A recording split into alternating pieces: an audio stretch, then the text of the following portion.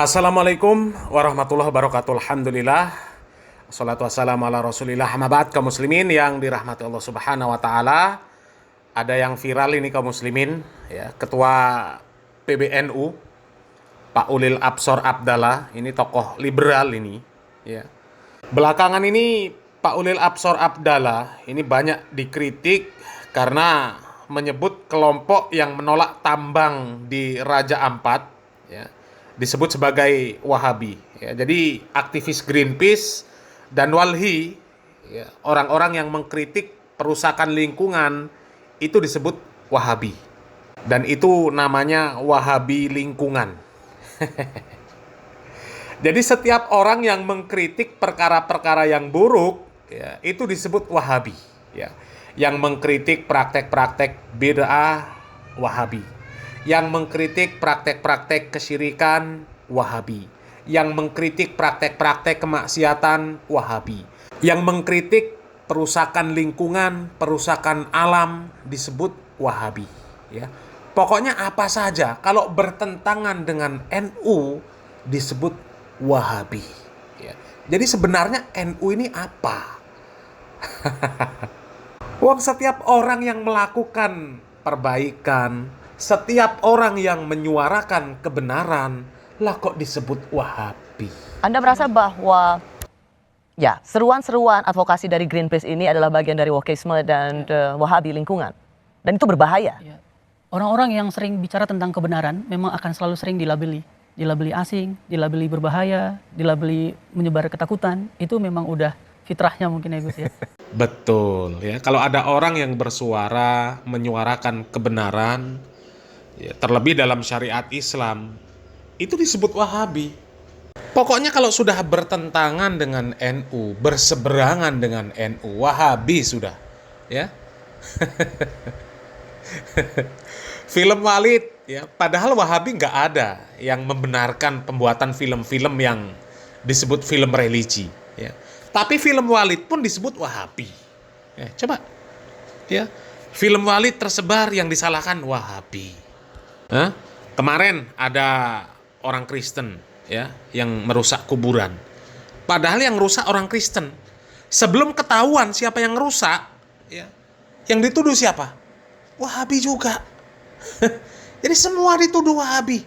Orang-orang yang menyuarakan kebenaran semuanya dituduh Wahabi. Pokoknya kalau nggak sama dengan NU, Wahabi. Nggak sama dengan NU, salah semua. Salah semua. Ya, karena NU sudah menjadi agama. Kalau nggak NU, salah semua. Coba kita lihat video dari channel Harry Praska Muslimin. Tunjukkan satu saja ada konsesi yang berhasil mereklamasi, mereboisasi kembali kepada ekosistem awalnya. Tunjukkan satu aja di mana wilayah pertambangan di Indonesia ini yang mampu mengembalikan ke ekosistem awalnya. Pertanyaan baliknya adalah kenapa Anda begitu peduli untuk mengembalikan ekosistem awal?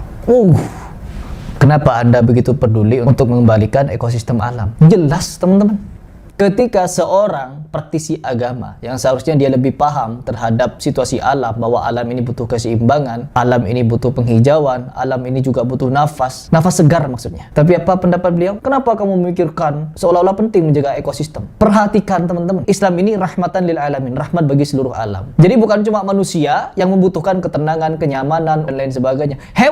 Hewan juga butuh. Ketika penambangan terjadi di mana-mana, apa imbasnya bagi alam? Apa imbasnya bagi satwa liar? Mereka kehilangan rumahnya, mereka kehilangan habitatnya, mereka kehilangan apa yang menjadi kebiasaannya sehari-hari. Ketika mereka di hutan, sama halnya seperti kita. Ketika rumah kita dihancurkan gitu ya, mau kemana kita? Mau tinggal di hutan? Nggak kuat. Kenapa? Kulitnya bukan seperti kulit binatang, yang memang mereka ini membutuhkan tempat-tempat dingin seperti di hutan sana. Kalau manusia nggak bisa survive teman-teman tanpa menggunakan alat yang mendukung, pakaian mendukung. Kalau binatang, ya memang mereka butuh. Kalau binatang disuruh hidup di perkotaan, bagaimana jatuhnya? Ya, binatang-binatang seperti kera, babi hutan gitu ya, rusa, kijang, harimau, suruh pindah ke kota semua. Karena apa? Hutannya mau ditambang. Ya, mungkin binatang-binatang itu ya disuruh tinggal di kota, ya, tinggal di Jakarta, ya, tinggal di Jawa Timur, di Jombang, di Kediri, ya, di Surabaya, ya, tinggal di basis-basisnya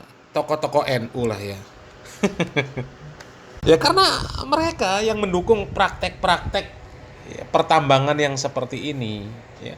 Bahkan kan salah satu komisarisnya kan ketua PBNU juga, ya kan, Gus Fahrur, ya. Ketua PBNU bidang keagamaan, ya. Itu kan komisarisnya PT Gapnikel, ya.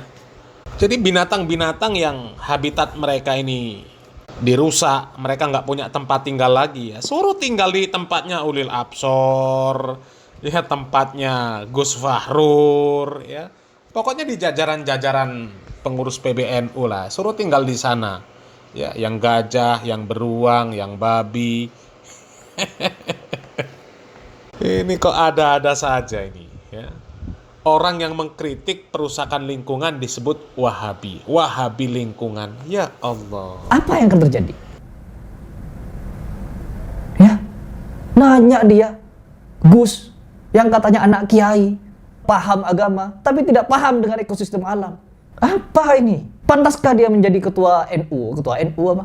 Mau memindahkan satwa-satwa liar itu ke kota-kota, ke rumah-rumah warga. Gajah, ya gajah-gajah mau dipindah ke kota. Karena apa? Hutannya mau dinikmati hasil alamnya, ditambang, di ini, di itu. Mikir, ya. Kalian juga sebagai anak bangsa, saya berikan apresiasi kepada pemuda ini yang berani speak up meskipun melawan seorang Gus. Karena apa? Doktrin di Indonesia ketika orang sudah bergelar Gus Habib Kiai, hormat, keras, tegak lurus. Nggak boleh dikritik. Ketika dikritik, sampai mana ngajimu? Sudah sejauh apa kamu ngaji? Sudah sekental apa ngopimu? Goblok! Pantas nggak dijuluki Sontoloyo? Saya nanya nih, saya tidak mau mengucapkan sudah. Karena banyak yang keberatan dengan ucapan itu, ya sudah. Karena kita butuh, Gus. Loh, maksudnya Kita butuh. Maksudnya Begini, dibiarin dan itu rusak. wajib, Bukan, Gus. Karena itu kan bukan begitu. Bukan. Begitu. Ini saya ambil analogi lain. Analogi lain. Saya waktu kecil di kampung saya menikmati ekosistem yang baik. Pohon banyak, sawah banyak. Sekarang karena pertambahan penduduk, ekosistem itu hilang. Anak saya tidak lagi bisa menikmati itu. Gus, tidak head to head dibandingkan dengan pertumbuhan penduduk. Karena eskapator dengan manusia, emisi yang dikeluarkan beda, Gus. Maksud Satu orang, Gus, hanya bisa menebang satu pohon misalnya dalam satu hari, tapi eskapator bisa menebang ribuan hektar Ini dalam yang satu saya hari. sebut- Itu enggak head to head, Gus. Ini yang saya sebut dengan Wahabisme itu. Tuh, ketika kalah argumen, orang-orang semacam Gus ini, Gus-Gusan seperti ini pasti ke Wahabi. Padahal gak ada konteksnya. Tidak ada hubungannya antara nikel, ya, pertambangan dengan Wahabi. Ya kaum muslimin ya, sebenarnya ya karena kerakusan manusia, ya mengapa pertambangan itu menjadi polemik, menjadi problem yang besar bagi bangsa ini, ya. Kalau pertambangan itu dikelola bukan karena manusia rakus, maka sebenarnya nggak ada masalah. Nggak ada masalah sama sekali, ya. Karena memang alam semesta ini beserta seluruh isinya ini Allah Subhanahu wa taala berikan ya untuk kemaslahatan manusia, untuk kehidupan manusia. Dan itu Allah Subhanahu wa taala nyatakan di dalam Al-Qur'an, bahkan di banyak ayat. Ya, Allah Subhanahu wa taala mengatakan bahwa memang bumi ini diciptakan untuk manusia, untuk penghidupan manusia. Ya, udara, air, tumbuhan, hewan, ya apapun yang ada di muka bumi ini, ya semuanya Allah Subhanahu wa taala berikan untuk manusia, untuk dikelola, untuk kemaslahatan manusia. Ya, sebagai ujian bagi manusia. Karena pada hakikatnya kehidupan manusia itu ya ujian. Bahkan ya dengan hukum negara kita, ya penambangan itu juga nggak dilarang. Nggak dilarang. Bahkan itu diatur di dalam Undang-Undang Dasar Negara Kesatuan Republik Indonesia, ya, bahwasanya bumi, air, ya, dan kekayaan alam yang terkandung di dalamnya itu dikuasai oleh negara dan dipergunakan untuk sebesar-besarnya kemakmuran rakyat. Ya. Jadi masalah tambang ini, ya, kalau memang sesuai dengan aturan, nggak akan jadi polemik. Yang menyebabkan menjadi polemik itu ya karena keserakahan manusia. Ya, pertambangan itu ada hanya untuk memperkaya oknum-oknum tertentu saja, orang-orang tertentu saja. Ya, coba tambang Freeport di Papua. Rakyat Papua masih juga miskin. Padahal sudah berapa banyak sumber daya alam yang diambil dari pertambangan yang ada di Papua tersebut. Jadi kalau bukan karena kerakusan ini nggak jadi masalah sebenarnya. Tapi karena manusia rakus, Akhirnya semuanya yang ada di dalam perut bumi ini mau dihabiskan. Ya, mau dihabiskan untuk memperkaya orang-orang tertentu saja. Itu karena orang rakus. Tapi memang orang-orang yang seperti itu ya sudah diisyaratkan oleh Nabi Muhammad SAW. Bahkan Allah Subhanahu wa taala mengatakan inna nafsah la amaratun bisu. Sesungguhnya hawa nafsu itu ya selalu mengarahkan kepada keburukan. Ya, illa ma rahimallah, kecuali nafsu yang dirahmati oleh Allah Subhanahu wa taala. Kalau nafsu yang enggak dirahmati oleh Allah Subhanahu wa taala ya akhirnya seperti itu, rakus. Rakus. Ya. Dan Nabi Muhammad SAW mengatakan ya sesungguhnya enggak akan merasa cukup ya, enggak akan penuh perut anak Adam ini kecuali dengan tanah. Jadi kalau sudah disumpal dengan tanah ya, baru ya sudah enggak bisa apa-apa lagi ya. Selagi belum tersumpal dengan tanah ya masih terus. Seolah harta itu bisa mengekalkan mereka. Ya. Allah Subhanahu wa taala mengatakan, ya, wailul likulli humazatil lumazah alladzi jama'a malahu wa 'addadah yahsabu anna malahu akhladah. Mereka mengira bahwa harta itu bisa mengekalkan kehidupan mereka. Jadi mereka ambil sebanyak-banyaknya. Bila perlu dihabiskan, nggak peduli dengan keseimbangan alam dan sebagainya. Ya, itu akibat kerakusan. Padahal kalau manusia nggak rakus, itu semuanya bisa menjadi kemaslahatan untuk kehidupan manusia. Ya, tapi karena rakus ya akhirnya hanya dikuasai oleh orang-orang tertentu. Ya, praktek-praktek korupsi itu luar biasa. Ya. Dan sangat tidak mengherankan ya kalau orang-orang NU ya, kemudian nggak peduli dengan masalah lingkungan yang seperti itu. Ya. Orang-orang yang peduli dengan lingkungan mereka sebut Wahabi. Orang masalah agama saja mereka nggak peduli. Masalah agama mereka nggak peduli, apalagi masalah dunia. Ya. Coba penceramah-penceramah dari NU. Ya, contoh sajalah Gus Miftah. Ya. Ceramahnya isinya apa? Perkataan kotor, perkataan capul, perkataan kasar, keluar semua. Orang-orang digoblok-goblokan, sampai kemudian menjadi polemik, geger. Itu pun masih dibela sama orang NU. Miftah katanya aset bangsa. Innalillahi wa inna ilaihi raji'un. Ya. Dan kalau kita lihat majelis-majelis yang belangsak-belangsak, ya isinya dari NU semua. Ya. Majelis solawatan, ketimpringan, jogetan, campur baur laki-laki perempuan, udah macem-macem lah.